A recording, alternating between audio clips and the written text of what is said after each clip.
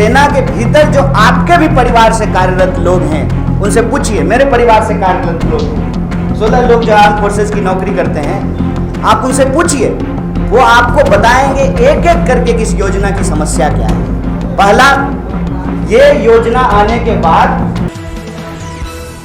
Press वार्ता में आए हुए आप सभी पत्रकार साथियों का भारतीय राष्ट्रीय कांग्रेस की तरफ से हार्दिक स्वागत करता हूं। और गर्मी बहुत है, थोड़ी जो है जगह की आप लोगों को कमी महसूस हो रही है, एसी की कमी महसूस हो रही है, तो जो तकलीफ़ हुई है उसके लिए मैं क्षमा प्रार्थी हूं। और जो आज का विषय है उस पर हम बात करेंगे।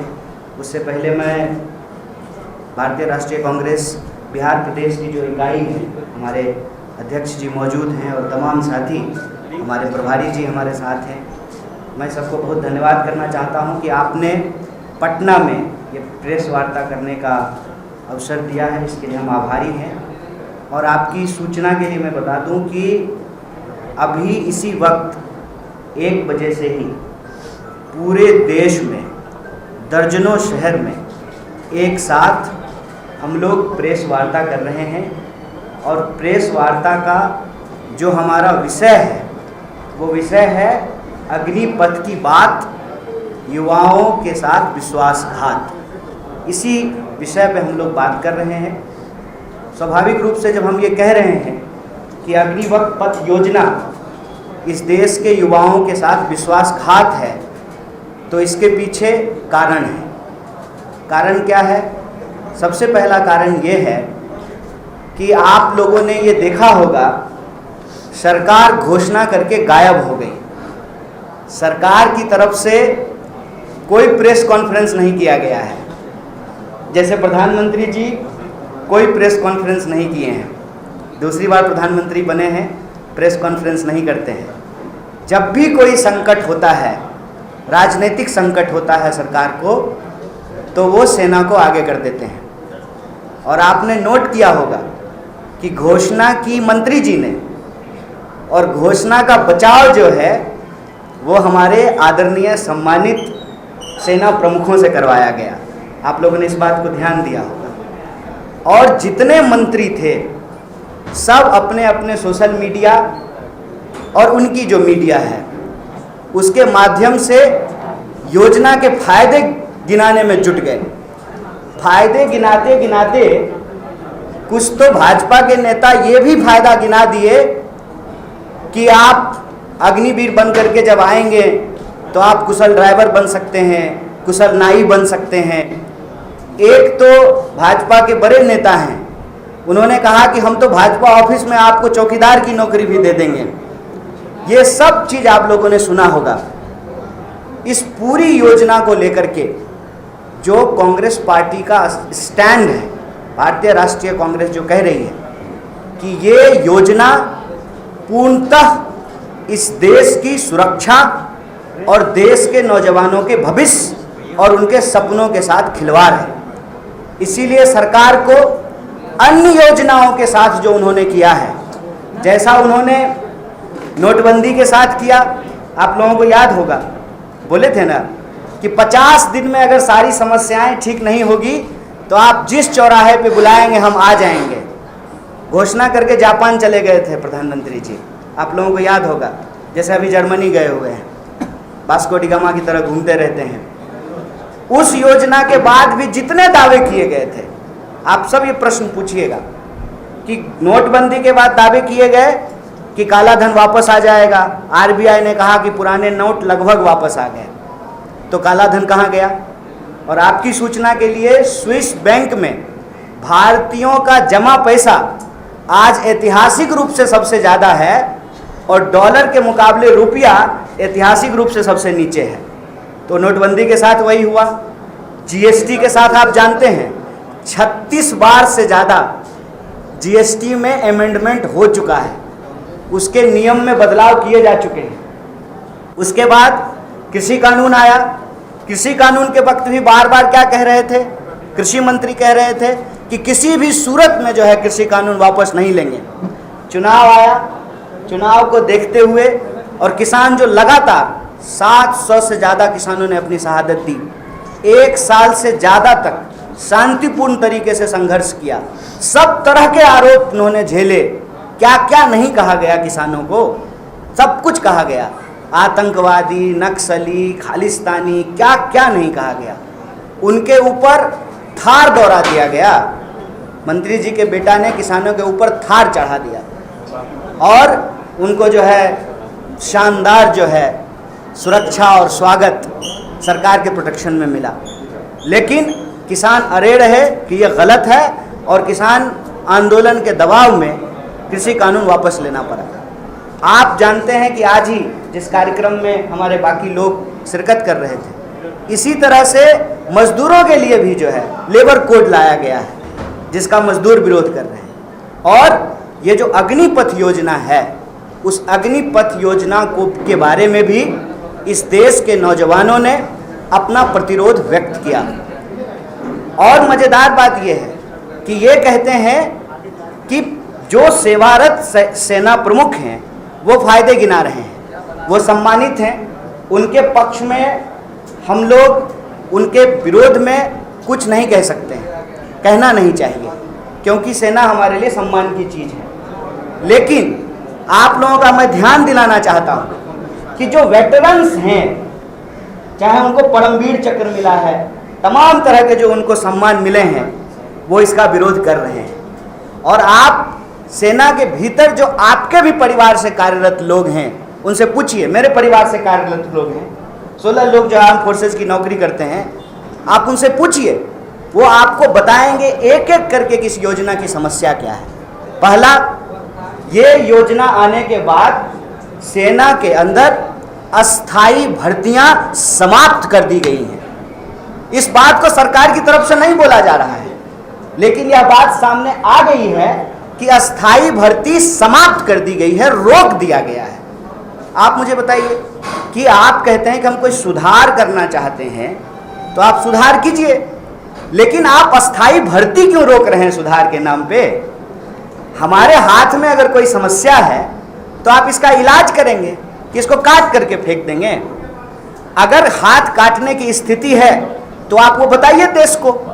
क्या इस देश में हमारे जो सेना प्रमुख थे, जिनको चीफ डिफेंस स्टाफ बनाया गया, जिनकी दर्दनाक जो है मौत हुई, अभी तक सीडीएस का पोस्ट खाली है, वो क्या कहते थे? जनरल बिपिन रावत ने क्या कहा कि रिटायरमेंट एज को आर्मी में बढ़ाने की जरूरत है। इस संबंध में उन्होंने सरकार को चिट्ठी लिखी और मैं दावे के साथ कह रहा हूं कि आज यदि सीडीएस बिपिन रावत होते तो वो खुल करके इस बात का विरोध करते, क्योंकि उनका ओपिनियन ये था कि जब आप किसी भी सुरक्षा से संबंधित सेवा में अस्थाई सेवा का प्रावधान हटा देंगे तो आर्म फोर्सेस का मनोबल डाउन हो जाएगा। आप एक बात बताइए, अपने ऊपर रख करके मैं पत्रकार साथियों से पूछता हूं, आपके जो पुराने सीनियर साथी होंगे उनसे पूछिएगा, जब सेवा की अस्थाई गारंटी होती है तब मनोबल कितना ऊंचा होता है, और जब टर्मिनेट करने का तलवार आपके सर पे लटक रहा हो तो काम करने का क्या प्रेशर होता है। आप चाहते हैं कि सुधार हो, तो सुधार के पक्ष में तो कांग्रेस पार्टी भी रही है। आप लोगों को मैं बता दूं कि short service commission Congress party लेकर के आई, और जो हमारे वेटरन्स हैं, जो सेवानिवृत्त हमारे सेना के अधिकारी हैं, सेना के जवान हैं, उनके लिए स्पेशल कमीशन जो है डॉक्टर मनमोहन सिंह की सरकार के दौरान बनाया गया। और प्रधानमंत्री जब आए तो उन्होंने कहा कि और सुधार की जरूरत है, और उन्होंने कहा 1 रैंक 1 पेंशन हम लागू करेंगे। ये प्रधानमंत्री जी की भाषा है। और 1 रैंक 1 पेंशन को समाप्त करके 9 रैंक 9 पेंशन कर दिए हैं। 9 rank 9 pension, only tension. Tension किसको? जो नौजवान इस देश के लोगों को अपनी सेवा देना चाहते हैं, जो अपनी देशभक्ति की भावना को, इस देश के लिए सर्वोच्च बलिदान की भावना रखते हैं, उनके सपनों को कुचला जा रहा है, फायदा गिनाया जा रहा है। फायदा क्या है कि देखिए आप भरी जवानी रिटायरमेंट हो जाएंगे। भरी जवानी रिटायर होने के फायदे गिनाए जा रहे हैं। आप सोचिए कि घर में मान लीजिए कि पिताजी को अस्थायी नौकरी है, तो माताजी कहेंगी कि पति से पहले बेटा रिटायर होकर के आ गया है। और 4 साल क्यों, 3 साल क्यों नहीं, 5 साल क्यों नहीं? ये 4 साल वैसे ही रैंडम नंबर है कि एक दिन जो है रक्षा मंत्री जी को सपने में आया और उन्होंने कहा 4 साल। 5 साल क्यों नहीं? 4 साल इसलिए कि तमाम तरीके के नौकरी के जो आपके फायदे होते हैं, जो इस देश में एक्ट बना हुआ है, उससे ये योजना बाहर हो जाए। आपको ग्रेच्युटी नहीं मिलेगी, आपको तमाम तरह की दूसरी सुविधाएं नहीं मिलेगी। और आपको मैं याद दिला दूं, पहली बार जब योजना घोषित की गई थी तो टीए-डीए का भी बात नहीं किया गया था। जब विरोध होना शुरू हुआ तो आनन फानन में जो है 2 अमेंडमेंट लाए गए। मतलब ये योजना आई ही है, 2 अमेंडमेंट हो चुका है। तो ये लोग इस योजना को लेकर के कितना गंभीर हैं, इस बात को आप समझ लीजिए। कह रहे हैं वॉरफेयर बदल गया है, हमको एवरेज एज जो है वो घटाना है। आप हमको एक बात बताइए, हमने जो है हमारी सेना ने बड़े बड़े वॉर जीते हैं ना, इसी सेना से। भारत की सेना ने तमाम वॉर जीते हैं और जितना प्रमुख सम्मान है, क्या वो 30 वर्ष से ज़्यादा या 30 वर्ष के लोगों को नहीं मिला है? तर्क क्या है? असल जो बात है कि छुपा रहे हैं देश से। तर्क ये है कि हमारे देश के बजट में सबसे प्रमुख बजट होता है डिफेंस का।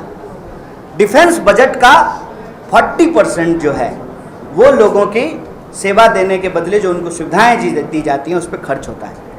ये उसमें बजट कटौती करना चाहते हैं, लेकिन इस बात को ये ईमानदारी से बोल नहीं रहे। ये इस बात को बोल नहीं रहे हैं कि जैसे तमाम विभाग को या तो बेचे गए हैं या उसको कॉन्ट्रैक्ट पे किया गया है, उसी तरह से ये देश की सुरक्षा में भी ठेकेदारी लाना चाहते हैं। ये ठीक नहीं है, ये देश की सुरक्षा के साथ खिलवाड़ है।